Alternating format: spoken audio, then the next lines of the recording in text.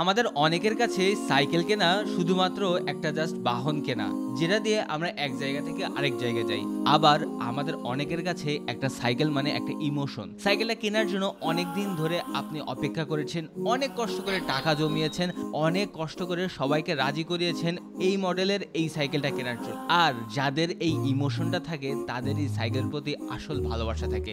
আর যাদের এক জায়গা থেকে আরেক জায়গায় যেতে হয় তারা তো রিক্সাও যেতে পারে, তারা আপনার আমার এই ইমোশন কিছুই বুঝবে না। তো আজকের এই ভিডিওতে আপনাকে বলবো সাইকেল কেনার আগে পরে কি কি কাজ আপনার করা উচিত এবং কি করলে আপনার শখের এবং ভালোবাসার এই সাইকেলটা অনেক দিন পর্যন্ত টিকে থাকবে। সর্বপ্রথম আপনাকে যে জিনিসটা খেয়াল রাখতে হবে সেটা হলো সাইকেল কেনার আগে আপনার কি কি করা উচিত। যেহেতু বর্তমানে ইন্টারনেটের যুগ, আপনাকে একটু রিসার্চ করা উচিত কোন সাইকেলটা আপনার জন্য ভালো হবে কিংবা কোন সাইকেলটা আপনার জন্য খারাপ হবে। খারাপ এই উদ্দেশ্যে বলতেছি, সব সাইকেল কিন্তু সবার জন্য না। অনেকে মনে করে 30-35 হাজার টাকা কিংবা 50 হাজার টাকার সাইকেল কিনলেই আপনার সাইকেল অনেক দিন টিকবে অথবা আপনার সাইকেলটা আর কখনো নষ্টই হবে না, কিন্তু বিষয়টা কিন্তু তা না। সাইকেল যত দামি হয় সাইকেলের যত্ন কিন্তু তত বেশি লাগে এবং সাইকেলের এক্সপিরিয়েন্সটাও কিন্তু তত ভালো হয়। এই কারণে আপনাকে প্রথমে বুঝতে হবে আপনার কি প্রয়োজন, আপনি সাইকেলটা কিনতেছেন এবং এই সাইকেলটা আদৌ আপনার প্রয়োজন কিনা। আপনি যদি একটা 15,000 টাকা বাজেটের সাইকেল কেনেন আর সাইকেলটা নিয়ে নিয়মিত কাজের জন্য ব্যবহার করেন, তাহলে আপনার সাইকেল অনেকদিন চলবে। বাট আপনি যদি একটা 30,000 টাকা দামের সাইকেল কেনেন আর সেই সাইকেলটা কখনোই মেনটেনেন্স না করেন, শুধুমাত্র চালাই বেড়ান, তাহলে কিন্তু আপনার সাইকেল খুব একটা বেশি দিন চলবে না। এই তো কিছুদিন আগের একটা স্টোরি বলি। আমাদের শপে একজন ভাইয়া এসেছিল, সে রক রাইডারের একটা দামি সাইকেল কিনে নিয়ে গিয়েছিলেন, কিন্তু তারা ঠিকমতো সাইকেলটা চালাতে পারে নাই এবং মেইনটেনেন্সও করেন নাই, যার ফলে তার সাইকেলটা খুব দ্রুত নষ্ট হয়ে গেছে। আবার আমি একটা ভাইয়াকেও চিনি যে আমাদের কাছ থেকে প্রায় 1.5 বছর আগে রক রাইডার প্রো কিনে নিয়ে গেছিল, বাট তার সাইকেলটা দেখলে আপনি এখনও বলবেন সাইকেলটা কিছুদিন আগে কেনা। তো সাইকেলটাকে আপনি কতটুকু যত্ন করতেছেন এটাও কিন্তু অনেক ইম্পর্টেন্ট। তো সাইকেল কিনতে যাওয়ার আগে আপনার বাজেট এবং আপনি কি কাজে ব্যবহার করবেন এটা আগে ঠিক করে নিতে হবে, যাতে দোকানদার মামা আপনাকে জোর করে বেশি টাকার সাইকেল না গছায় দেয়, আবার কম টাকার সাইকেল কিনে যেন আপনার সাইকেল যেন এক্সপিরিয়েন্সটাও না নষ্ট হয়ে যায়। এইবার প্রশ্ন আসে সাইকেল কেনার বাজেটটা আপনি কিভাবে ঠিক করবেন। সাইকেল কেনার বাজেটটা আপনি ঠিক করার আগে ভাববেন যে আপনি কি কাজে সাইকেলটাকে ব্যবহার করছেন।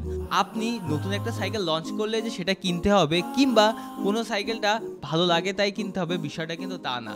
সাইকেল কেনার আগে আপনি চিন্তা করবেন আপনি কি কি কাজে সাইকেলটা ব্যবহার করতে পারেন। সাইকেলে কি আপনি স্টান্ট করবেন, নাকি সাইকেলেতে আপনি রাইডিং করবেন, নাকি সাইকেলটা আপনি মাঝে মাঝে চালাবেন, নাকি আপনি ওজন কমানোর জন্য সাইকেল কিনতেছেন। যেই কাজের জন্য সাইকেল কিনতেছেন সবকিছুর জন্য কিন্তু স্পেসিফিক সাইকেল আছে। যেমন আপনি যদি চান যে আপনি লং রুটে চালাবেন এবং অনেক দূর চালাবেন, তাহলে আপনি রোড বাইকের দিকে যেতে পারেন। আপনি যদি চান যে আপনি একটু ভাঙাচোরা রাস্তা চালাবেন, তাহলে আপনি এমটিভি সাইকেল নিতে পারেন অথবা স্টান্ট করার জন্য এমটিভি সাইকেল নিতে পারেন। আপনি যদি চিন্তা করেন আপনি ওজন কমানোর জন্য সাইকেল কিনবেন, সেক্ষেত্রে ফ্যাট বাইক কিনতে পারেন। তাহলে আপনি আপনার পছন্দ অনুযায়ী সাইকেল এবং প্রয়োজন অনুযায়ী সাইকেল কিনতে পারবেন এবং এক একটা সাইকেলের বাজেট এবং বিভিন্ন কোয়ালিটি কিন্তু আলাদা। সেই অনুযায়ী সাইকেল কিনলে আপনার জন্য সাইকেল চালানোর এক্সপিরিয়েন্সটা ভালো হবে। এবং এইবার আপনাকে বুঝতে হবে দামি এবং কম দামি সাইকেলের ভিতরে কি কি পার্থক্য থাকে। আপনি ডিসাইড করে ফেলেছেন যে আপনি একটা এমটিভি সাইকেল কিনবেন, বাট কোনটা কিনলে আপনার জন্য ভালো হবে।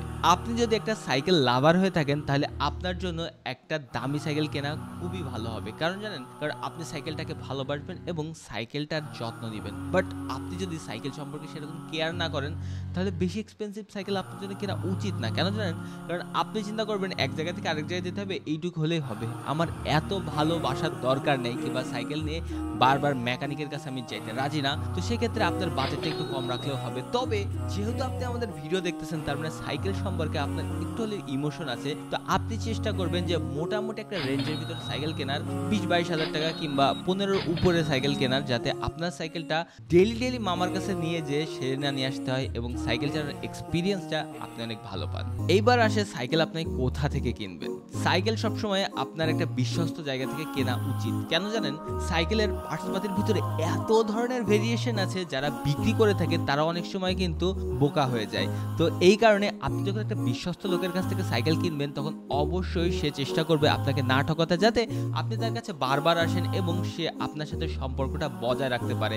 এবং আপনি চেষ্টা করবেন যে সাইকেল সম্পর্কে বুঝে এরকম কারোর কাছ থেকে সাইকেল কিনতে, অথবা সাইকেল সম্পর্কে বুঝে এরকম কাউকে নিয়ে গিয়ে সাইকেলটা কিনতে, যাতে আপনি যে সাইকেলটা চাচ্ছেন সেই সাইকেলটাই পান এবং সাইকেলের কোনো পার্টস পাতিতে কারসাজি যেন দোকানদার আপনার সাথে না করতে পারে। আর যেহেতু আপনি আমাদের এই ভিডিওটা এতদূর পর্যন্ত দেখতেছেন, তার মানে আপনি সাইকেল সম্পর্কে যথেষ্ট পরিমাণ ইন্টারেস্টেড এবং আপনাকে সহজে কেউ ঠকাই দিতে পারবে না। ধরেন আপনি সাইকেল কিনতে চলে আসছেন, এখন আপনি সাইকেলের শোরুমে আছেন, সাইকেল দেখতেছেন, আপনার কিন্তু পার্টস নিয়ে বিভিন্ন ধরনের সংশয় থাকতেই পারে। যেমন আমরা নিজেরা দেখেছি যে আপলেডের কিছু সাইকেল আছে যেগুলোতে অয়েল ব্রেক থাকে না, বিভিন্ন দোকানদার সেখানে কম দামে অয়েল ব্রেক লাগে সাইকেলটা অনেক হাই দামে বিক্রি করে। এমনকি ভ্যালোস লেয়ারে এখন পর্যন্ত কোম্পানি থেকে আমি কোনো সাইকেলে অয়েল ব্রেক আসা দেখি নাই, বাট ভ্যালোস লেয়ারে কাইসেলের অয়েল ব্রেক লাগিয়ে দিয়ে অনেক দোকানদার বিক্রি করে দেয়, যার ফলে তারা বেশ মোটা টাকা প্রফিট কামায়। বাট আপনার সাইকেল চালানোর এক্সপিরিয়েন্সটা তো ভালো হয় না, পরবর্তীতে আপনারা এসে দৌড় দেন যে আপনাদের কাছ থেকে পরামর্শ নিয়ে সাইকেল কিনে আমরা ধোঁকা খেয়েছি। এই কারণে সাইকেলের ওয়েবসাইটে গিয়ে দেখে আসতে পারেন সাইকেলের পার্টসপাতির কি অবস্থা। আর যদি ওয়েবসাইটে নাও যেতে পারেন, আপনি চেষ্টা করবেন যে দেখে আসতে যে সাইকেলটা ঠিকঠাক আছে কিনা এবং সেই সাইকেলটা কিনলে আপনার লস হবে কিনা। আর যদি আপনি পারেন তাহলে ড্রিম সাইকেল স্টোর থেকে কিনতে পারেন, কারণ আমরা বাংলাদেশের যে কোনো প্রান্তে হোম ডেলিভারির মাধ্যমে আপনাদেরকে সাইকেল পাঠিয়ে দিচ্ছি এবং আপনাদের জন্য আমরা সবসময় সাইকেল নিয়ে অ্যাওয়ারনেস ছড়াই, যাতে আপনি কখনো সাইকেল কিনতে গিয়ে ঠকে না যান। এখন প্রশ্ন আসতে পারে, আপনি ড্রিম সাইকেল স্টোর থেকে কেন সাইকেল কিনবেন? আমরা চেষ্টা করি বাংলাদেশের সব থেকে বেস্ট ব্র্যান্ডের সাইকেলগুলো আমাদের কাছে রাখার এবং পার্টসপাতি যতটুকু গ্যারান্টি কোম্পানি থেকে দেয় এবং যতটুকু ভালোভাবে আপনাকে বুঝিয়ে দেওয়া যায় সেটা চেষ্টা করে আপনাদেরকে বুঝিয়ে দেওয়ার। তো এই কারণে আপনি বাংলাদেশের যে কোনো প্রান্ত থেকে ড্রিম সাইকেল স্টোরে অর্ডার করে এখনই হোম ডেলিভারির মাধ্যমে সাইকেল নিয়ে নিতে পারেন, অথবা আমাদের শোরুম শেরে বাংলা সড়ক হাটের রাস্তায় ভিজিট করে আপনার পছন্দের সাইকেলটি আমাদের কাছ থেকে নিয়ে নিতে পারেন। ধরেন আপনি আপনার ফেভারিট সাইকেলটা কিনে ফেলেছেন, এখন সেই পার্টটা আসে যেখানে সাইকেল কেনার পরে আপনার কি করা উচিত। যদি আপনি জানতে চান যে সাইকেল কেনার পরে আপনাকে কিভাবে সাইকেলটা মেইনটেনেন্স করা উচিত এবং কি করলে আপনার সাইকেলটা অনেকদিন ভালো থাকবে, তাহলে অবশ্যই আমাদের নেক্সট ভিডিওটা দেখে আসবেন, যাতে আপনি আপনার সাইকেল কেনার পরে আপনার সাইকেলের যত ঠিকঠাকভাবে নিতে পারেন এবং আপনার সাইকেলের যেন কোনোভাবেই সহজে নষ্ট না হয়। মোটামুটি আজকের এই ভিডিও ছিল এই পর্যন্ত, দেখা হবে আপনার সাথে নেক্সট ভিডিওতে। আসসালামু আলাইকুম।